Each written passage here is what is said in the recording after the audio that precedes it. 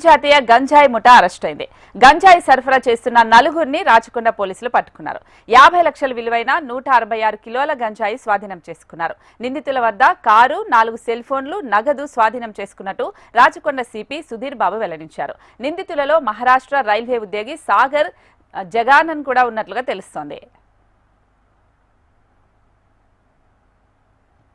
Illegal transportation of drugs వల్ల చేయాలనే ఉద్దేశంతో ఉన్నటువంటి ఒక ఇంపార్టెంట్ ఇంటర్స్టేట్ గ్యాంగ్ ను మనము ఇప్పుడు అరెస్ట్ చేయడం జరిగింది. ఇందులో మనం 4 అక్యూజ్ ను పట్టుకున్నాం.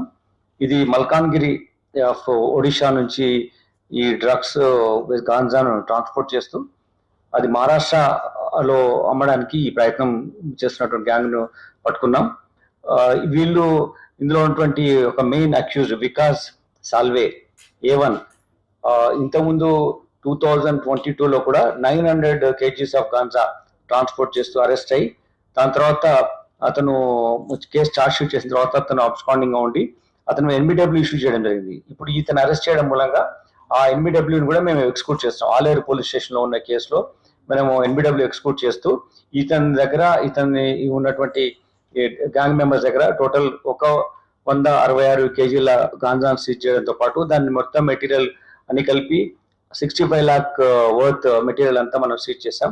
దీంట్లో ముఖ్యంగా వికాస్ సాల్వే అనే నేరస్తుడు ఇంతకుముందు కూడా గాంజా ట్రాన్స్పోర్టేషన్ లో అక్యూజ్ గా ఉండి మహారాష్ట్ర చెందిన ఇతను మల్లిక్ అనే అతనితో స్నేహం చేస్తూ ఒడిషా సంబంధించిన మల్లిక్ తో స్నేహం చేస్తూ ఈ ట్రాన్స్పోర్టేషన్ ప్లాన్ చేసి ప్రీవియస్ గా అరెస్ట్ అయినారు ఇద్దరు.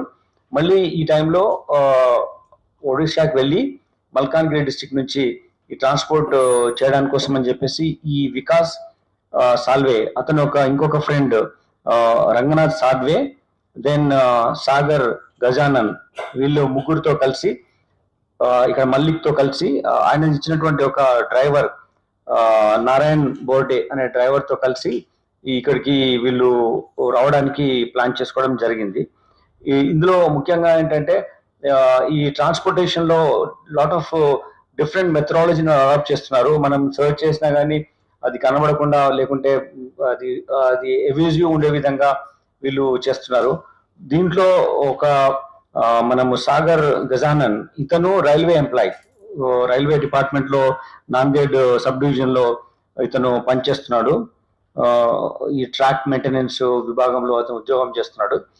అతనితో వీళ్ళందరూ ఫ్రెండ్స్ ఉన్న వికాస్, రంగనాథ్ సాడ్వే అండ్ సాగర్ గజానన్ వీళ్ళ ఫ్రెండ్స్ ఉండడం మూలంగా ఆల్రెడీ వికాస్ కి